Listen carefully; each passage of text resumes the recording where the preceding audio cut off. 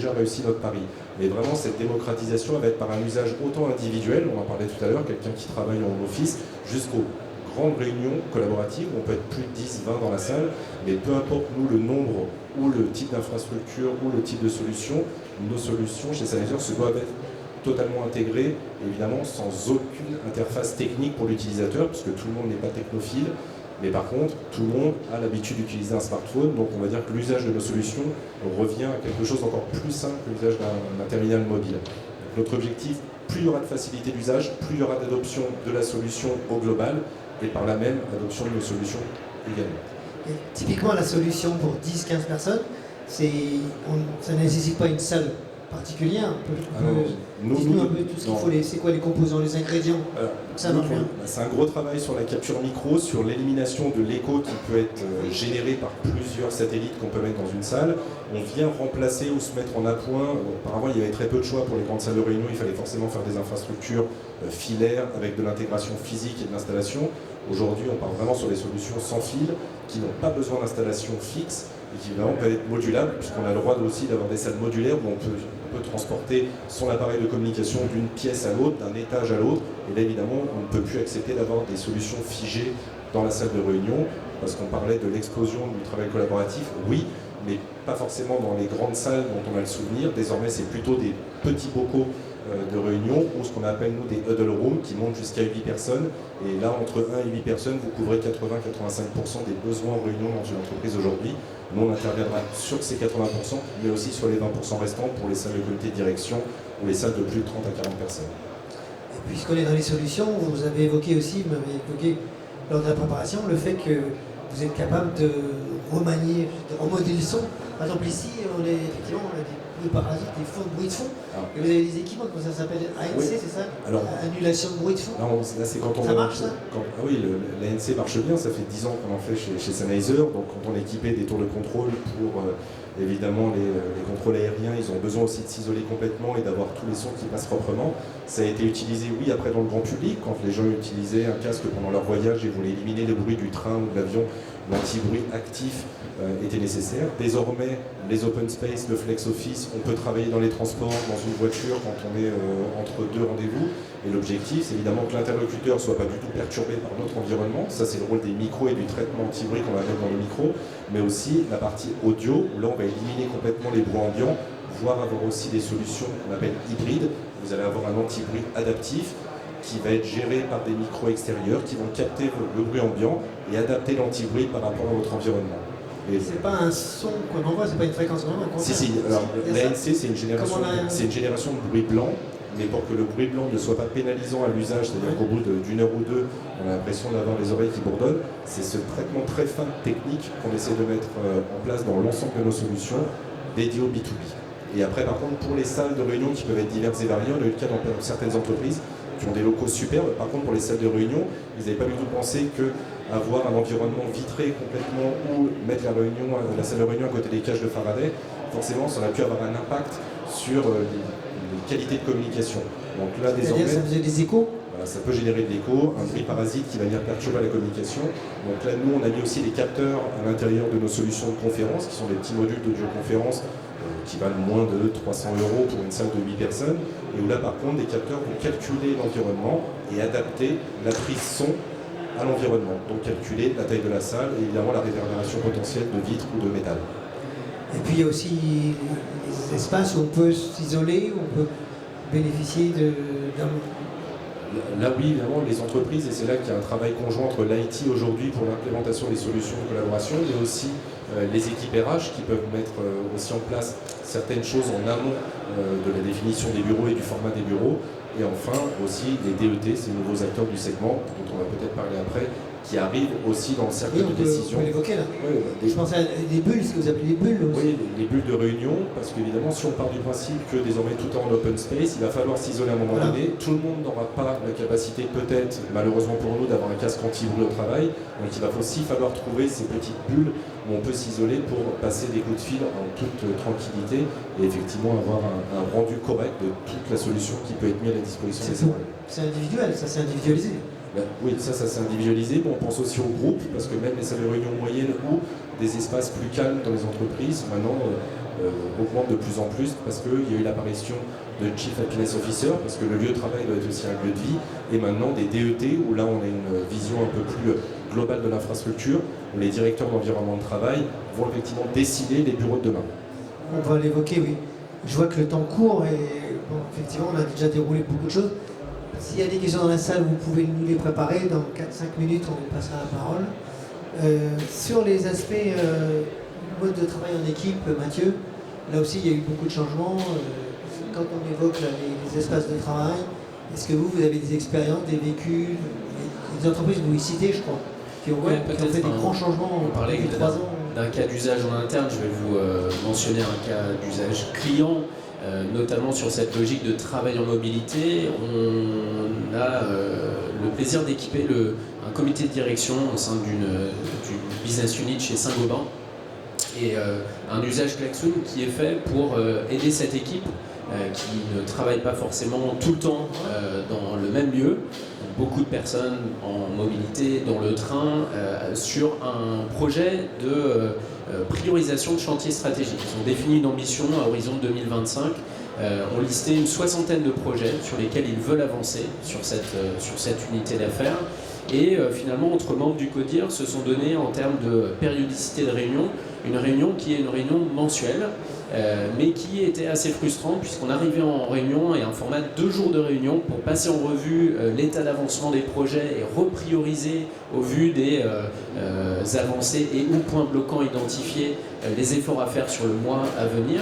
Donc une équipe qui restait assez frustrée sur ce format-là a commencé à digitaliser son suivi de projets stratégiques, à identifier ces 60 chantiers sous la forme d'un brainstorming, et finalement c'est donné comme consigne en mobilité avant d'arriver en réunion de pouvoir déjà passer en revue les chantiers, de voter, de prioriser pour les chantiers qu'on devait adresser en priorité, ceux qui avaient besoin d'aide ou de ressources supplémentaires, et finalement sont venus gagner énormément de temps dans la prise d'informations et digestion d'informations dans le TGV, pour ne pas nommer, et rentrer du coup en réunion avec déjà une première presque prise de décision, priorisation faite, et ce de manière visuelle. On n'avait pas à retraiter l'information papier, la retaper, taper un compte rendu, et finalement on a permis à cette équipe de rester connectée et de se synchroniser sur des moments qu'ils ne mettaient pas en valeur jusqu'à présent. Ils se réservaient le temps de synchronisation à ces 2 jours en présentiel, et finalement sont venus gagner du temps sur ces 2 jours en restant connectés à ce suivi de projet à différents moments en fonction de leurs agendas, de leur disponibilité, et ce qu'on soit au bureau et ou à distance et ou en mobilité. Et c'est un cas d'usage qui aujourd'hui est assez parlant pour ces équipes, notamment cadres de direction, cadres supérieurs, qui sont de moins en moins, j'allais dire, sur une routine hebdomadaire du lundi au vendredi, je suis là au bureau à animer mes réunions avec mes équipes qui sont autour de moi dans le même bureau. C'est de moins en moins fréquent. Ouais. Et dans la pratique, ils se synchronisent, ils se désynchronisent, ils se reconnectent. Exactement, cet espace-là, il reste accessible tout le temps, et on s'y connecte. Il y a une progression de la réunion, c'est ça? Voilà, alors cet espace-là, on peut l'administrer chacune et chacun, partie prenante de l'espace de travail blanc, le brainstorming. On va pouvoir modifier les idées, les changer, les recatégoriser, changer de couleur, etc. Qu'on soit sur son smartphone ou qu'on soit sur son PC de bureau au travail. Et ça, l'ensemble des participants invités à participer à cette activité collaborative vont pouvoir le faire très simplement, sans avoir à être forcément en salle de réunion. Donc on essaie vraiment de répondre de plus en plus à ces configurations d'équipes distribuées. Il faut aussi voir qu'aujourd'hui, cette notion d'équipe, d'ailleurs, dans le monde du travail, elle évolue fortement. On n'est plus sur une équipe forcément uniquement de salariés de la structure. De plus en plus, quand on parle à nos clients, je pense que c'est la même chose de ton côté, Axel, on a des équipes avec des freelances, avec des consultants, avec des personnes extérieures qui, pour autant, sont partie prenante du projet et ont tout aussi intérêt à voir avancer les choses. Mais ces personnes-là, il faut aussi s'assurer qu'on puisse leur permettre de se synchroniser facilement et qu'on puisse partager facilement l'information avec des personnes qui d'ailleurs ne font peut-être pas partie de notre système d'information, de notre environnement informatique. Voilà. Intéressant. Axel, est-ce que vous avez des cas intéressants à nous citer? Si vous pouvez donner les noms ou pas, mais... Ça, on peut donner les noms, mais les exemples que je peux donner sont valables pour tous nos clients. Donc là, pour vous donner les plus gros, parce qu'il n'y a pas de taille minimum pour faire une transition digitale et partir sur des nouveaux espaces de travail, des nouvelles solutions de collaboration.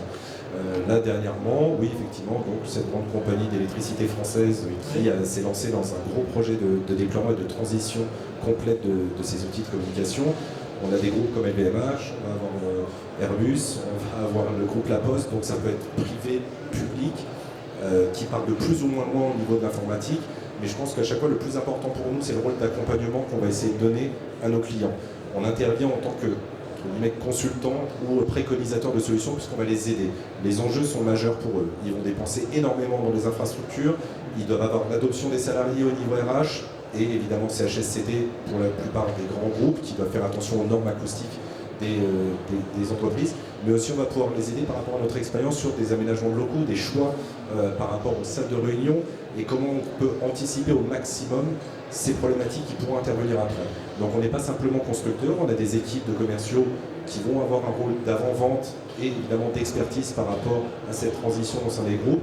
Et là évidemment, comme les enjeux sont majeurs, on se doit aussi d'apporter en plus ce service, parce que nous avec l'historique qu'on peut avoir sur des déploiements qui soient petits, moyens ou très grands, voire mondiaux, parce qu'on a aussi des déploiements transverses entre beaucoup de pays, et c'est là aussi qu'un grand groupe comme Sennheiser est utile quand on peut avoir on va dire un discours commun et un support commun pour une entreprise qui souhaite faire une transition. L'objectif, ça va vraiment être dans la détermination des besoins, des usages et des profils utilisateurs, et ça c'est notre rôle en tant que professionnel du segment, de les aider à partir sur cette transition digitale. Alors justement sur les usages, est-ce que vous pouvez nous dire le point commun entre eux? Est-ce qu'ils ont, c'est pour monter des salles de visioconférence typiquement? C'est quoi la priorité? Non, ou c'est pour connecter des gens sur la distance? La priorité de tous les grands groupes, c'est effectivement déjà l'adoption d'une solution d'outils de collaboration au sein de l'entreprise. Pour ça, il faut que le device soit bon et aussi que l'intuitivité d'usage du produit et de la solution globale fonctionne bien. Donc c'est un travail quand même au long cours. C'est-à-dire que parfois ils ont des solutions hétérogènes, c'est peut-être ça aussi. Oui, alors déjà il y a une uniformisation des systèmes d'information dans les entreprises, il y a des mauvaises habitudes à changer, il y a des générations qui se succèdent dans l'entreprise qui sont plus ou moins adeptes de ces nouvelles solutions et environnement de travail. Donc là c'est à nous d'essayer de pousser évidemment les décideurs sur les chefs de projet IT, les acheteurs, les directeurs d'environnement de travail, d'anticiper énormément, de mettre dans la boucle les salariés aussi, parce qu'ils doivent être partie prenante des choix qui vont être faits, et évidemment l'adoption sera meilleure. Donc nous, on va parfois, si on nous laisse le faire, mettre en place des showrooms vivants qui vont montrer à quoi va ressembler l'espace de travail de demain, et aussi faire des proof of concept, où on va déjà démarrer sur des petites entités de 40, 50, voire 100 Vous pouvez personnes. nous en citer un ou deux là, par exemple? Pour tous nos clients, on fait des proof of concept. Donc, ça peut être... Les scénarios, par exemple, les scénarios, ça va effectivement là avec Covea au niveau de l'assurance qui a été fait. Ils avaient un gros projet de déploiement de home office pour leurs salariés parce que ça avait été validé par les délégations personnelles. Donc là, il y a eu un test qui a été fait sur plus d'une cinquantaine d'utilisateurs qui ont travaillé en home office pendant 2 à 3 mois pour évaluer les solutions, celles qui leur convenaient le mieux par rapport à leur profil d'utilisation.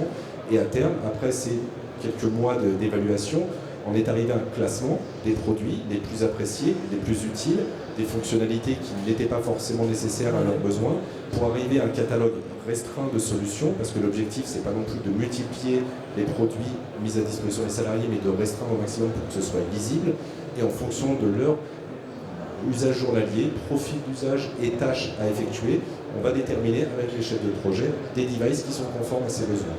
Et donc, après ces tests de 3 mois, avec plus d'une cinquantaine de produits, ou même parfois un peu plus, mis à travers la France, faire évidemment des comparatifs de qualité de communication entre multisites, voire étrangers aussi si c'est nécessaire, surtout support, mobile, PC, tablette, on en parlait tout à l'heure, pour arriver à la fin. Certes, l'exercice est long, fastidieux parfois pour les chefs de projet, mais le jeu en vaut la chandelle parce que c'est des enjeux tellement importants au niveau de l'entreprise que là, évidemment, on ne peut pas s'économiser de quelques tests préalables ou d'anticipation de problématiques annoncées. Et l'hétérogénéité des solutions en place, par exemple, de plusieurs pays, ça reste un gros problème ou est-ce que... Parce que tout le monde n'a pas de Sennheiser, peut-être que c'est dommage, mais non. Il y a du Cisco, il y a du Mytel. Nous, ça s'est amélioré les standards? En tant que constructeur, on est agnostique concernant toutes les solutions du marché, donc on est interopérable avec toutes les solutions qui ont un programme de certification sur lesquels on se doit d'être évidemment validé pour être plug and play sur n'importe quel type de solution. Ça fonctionne. PC, même téléphone fixe, parce qu'il y a encore beaucoup de téléphones fixes à travers le monde. Et là, évidemment, nous, notre grande difficulté, notre grand challenge, c'est d'être effectivement interopérable avec ce monde hétérogène qui est le monde des communications. Déjà, on va dire que l'USB nous a permis déjà d'avoir une connectique plus ou moins commune à toutes les entreprises, ce qui n'était pas le cas auparavant sur la téléphonie fixe, où vous aviez des multitudes de connexions RJ en fonction des marques et des modèles de téléphone. Puis encore des Mac et des Windows, des PC. Pareil pour Mac et Windows, mais ça va, si on arrive à réduire à 2 acteurs, c'est déjà plus simple pour notre R&D de travailler sur ces deux supports. Bien, est-ce que préparez des questions dans la salle, si vous en avez une, parce qu'on va s'approcher des 5-10 dernières minutes. Allez-y s'il y en a, sinon, alors on va continuer nous sur l'aspect les conditions de travail, effectivement le plug and play, mais on voit aussi qu'il y a des nouveaux responsables qui arrivent dans les entreprises. Vous l'avez un petit peu cité, Mathieu, c'est Excel qui a cité. Est-ce que vous voyez ça aussi, des gens qui ont un job de responsable de l'environnement de travail ou du collaboratif? C'est des profils que vous avez vus? Oui, je vais faire une réponse de Normand, oui et non. En tout cas, je pense qu'il y a une évolution du rôle du manager assez forte, avec certaines entreprises en effet qui vont nommer des responsables de l'animation de cette communauté, qui n'est plus forcément une communauté de bureaux, mais une communauté de salariés qui peut vivre à différents endroits, sur ces logiques de télétravail, de flex office. Pour nous, on le voit plutôt comme une nouvelle responsabilité du manager à l'ère digitale, avec une personne qui finalement doit animer son équipe de manière différente. On n'est plus uniquement sur le temps ensemble dans le même espace de travail. Donc, Chief Happiness Officer, oui, mais je pense que c'est pas forcément réservé à toutes les entreprises. Chef d'équipe qui doit faire sa révolution, quoi. Exactement. Et finalement, aussi se poser la question de comment maintenir l'engagement, la motivation de ses collaborateurs sur des personnes qui n'ont peut-être pas l'occasion de venir au bureau régulièrement ou pas l'occasion de venir au bureau du tout. Donc c'est pouvoir penser, vous avez énormément de littérature sur le sujet, je pense des entreprises comme Basecamp aux États-Unis qui ont beaucoup publié sur le travail à distance, pouvoir organiser des séminaires. Néanmoins, c'est pas parce qu'on travaille pas forcément dans les mêmes lieux qu'on ne peut pas se réunir ponctuellement pour créer aussi de la cohésion. Et puis c'est penser finalement l'attribution de projets, la motivation des salariés de manière différente puisqu'on ne les voit pas forcément. Donc il faut vraiment se dire, cette personne-là, je ne vais pas la voir forcément tous les jours à côté de moi. Comment je m'assure que cette personne reste connectée, engagée avec mon équipe? Ça demande une vigilance particulière aussi. Et donc bien sûr les outils de partage d'informations, de communication, de collaboration, en parlant de Klaxoon, sont importants à mettre en place pour fluidifier les échanges. Mais je pense qu'il y a aussi une posture managériale à adopter qui est différente. Qu'on ait ce rôle de Chief Happiness Officer ou pas. Oui, c'est ça, vous n'avez pas rencontré de Chief Happiness Officer comme... Chez Klaxoon, c'est plutôt le rôle du manager qui... J'en ai pas rencontré non plus, mais ça... Il y en a, si. Ça doit exister, mais bon, bien sûr. C'est pas la priorité. Je pensais que non, c'est pas du tout plus une révolution de culture qu'il faut faire dans l'entreprise. Oui, parce que ça ne doit pas être réservé à une personne, c'est vraiment, ça doit être diffusé en termes de pratiques managériales à l'ensemble de l'organisation. Axel, c'est votre avis aussi ou... Alors nous, on en a rencontré beaucoup. Parce qu'en fait, c'est...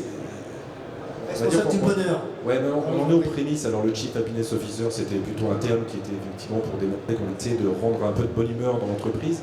Mais aujourd'hui, comme j'en parlais tout à l'heure, les enjeux sont tellement majeurs pour les entreprises aujourd'hui quand il s'agit de transition, bureau, outils de communication, qu'il a fallu aussi trouver entre guillemets un chef d'orchestre, mais quelqu'un qui allait être au centre des problématiques des décideurs IT, des problématiques des CHSCT et de la délégation du personnel, des divisions RH, voire aussi parfois ceux qui s'occupaient du bâti. Donc évidemment, il fallait aussi avoir quelqu'un qui puisse avoir une vue d'ensemble pour dire qu'à la fin, oui, cet espace de travail va être plus productif pour les salariés, plus agréable à travailler. Donc nous, on a aussi changé notre communication auparavant, via un monde télécom, on peut travailler aussi avec l'informatique depuis quelques années, mais maintenant on adresse aussi tous ceux qui sont en charge de l'aménagement des postes de travail. Parce que là, c'est des travaux vraiment qui sont conjoints, donc on peut les appeler Chief Happiness Officer, oui, pour la partie mieux vivre au travail, qui commence à prendre beaucoup d'ampleur, mais par contre sur la partie, on va dire, directeur d'environnement de travail, là ça prend tout son sens, parce que quand c'est directeur d'environnement de travail. Quand une société change...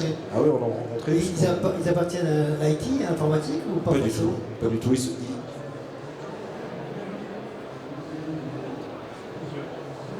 Oui. Ils émanent historiquement, on va dire, de la division RH, voire de tous ceux qui étaient sur la conception des locaux, parce qu'évidemment, eux vont avoir une vue d'ensemble sur ce que vont devenir les locaux de demain.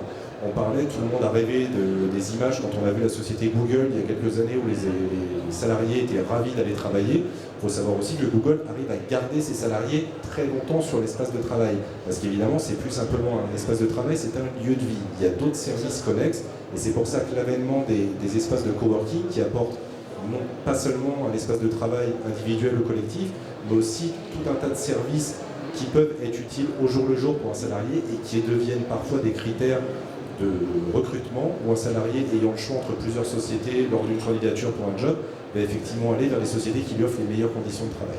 Il y a un peu d'utopie, Mathieu. Oui, peut-être pour compléter, en effet, il y a cette notion d'infrastructure qui a changé, quelqu'un qui pense plus globalement, de manière holistique, en effet, l'expérience de travail. Je pense qu'au niveau des fonctions RH, par contre, un rôle qu'on rencontre de plus en plus, c'est quelqu'un qui est en charge de l'expérience employée également, et qui a une fonction là plutôt, et qui pense notamment la manière dont le digital va permettre aux employés, peu importe leurs conditions de travail, d'être sur des moments de collaboration plus efficaces. Donc une fonction souvent aujourd'hui située dans les grands groupes, je pense à un L'Oréal, sous la fonction RH. C'est hybride. C'est un mixte. Oui, tout à fait. Est-ce que vous avez une ou deux questions, chers auditeurs à la salle?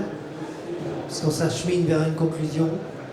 Encore 2 minutes, si vous voulez bien, pour conclure chacun.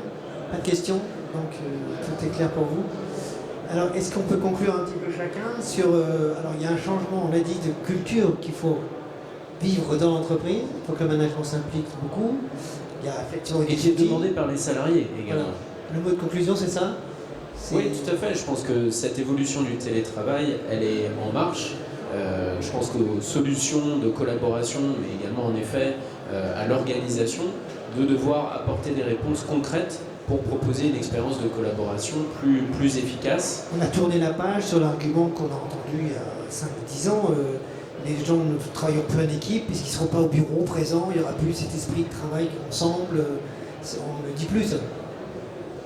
Ça dépend des organisations, mais en tout cas, cette notion d'équipe, elle change, mais la notion d'équipe, elle reste. Je pense que le sens commun, le but qu'on se fixe, peu importe qu'on soit ensemble au bureau ou pas, cela reste ensemble. Comme disait un sociologue, c'est un peu comme les familles. Les familles ont beaucoup changé. Le modèle familial, en ce moment, la loi en parle beaucoup. Axel, c'est vrai, tout change? Oui, tout change, on le voit autour de nous, le monde change vite, les technologies d'information encore plus vite que le reste du monde, entre guillemets. Ce qui est sûr, c'est que même si on croit que le home office part vers une individualisation, c'est-à-dire qu'on communique moins, pas du tout. Je pense qu'on n'a jamais autant communiqué, on n'a jamais autant eu la capacité de collaborer aujourd'hui. On a donc... Il n'a pas perdu son souffle, mais... Fini avec... Le mot de conclusion, c'est ça, c'est que... Non, le mot de conclusion, c'est pas craindre que ça il faut pas craindre, mais par contre, il faut garder en tête aussi que c'est parfois un très gros changement social au sein des entreprises. Et pour ça, je pense que c'est le rôle des providers de solutions et constructeurs comme nous d'aider et d'être là pour l'accompagnement dans cette transition. Et ça, c'est clé pour nous. C'est pour ça qu'on a cette étude à disposition de nos clients, prospects, qui se posent des questions sur comment évolue le poste de travail d'aujourd'hui et de demain. Et donc, j'invite évidemment tout le monde à venir chez Klaxoon ou chez Sennheiser pour avoir les retours d'expérience de cette étude par rapport à l'avenir. Donc le mot de la fin, c'est pas de l'utopie, Mathieu, ça existe, on peut collaborer à distance et garder l'esprit d'équipe. Ça existe, on peut continuer à s'améliorer. En tout cas, nous, on a déjà des pistes de travail sur lesquelles on souhaite avancer dans les mois à venir, ce qui nous nourrit également énormément en ce moment, un challenge auquel on souhaite répondre, notamment pour ces travailleurs en itinérance depuis leur lieu d'habitation, mais qui est aussi leur lieu de travail. C'est comment rendre l'information plus facile à consulter, plus visuelle, avec aujourd'hui finalement un point bloquant, un goulot d'étranglement qui est l'écran. On accède à l'information via un seul écran, souvent, que ce soit l'ordinateur, que ce soit le portable. On n'est pas au bureau avec plusieurs écrans disponibles. Sans pouvoir vous en dire plus, c'est quelque chose auquel on va souhaiter répondre assez rapidement également. Bien, merci messieurs, c'était très concret. Merci à toute l'assistance. Merci à tous. Bonne soirée. Merci.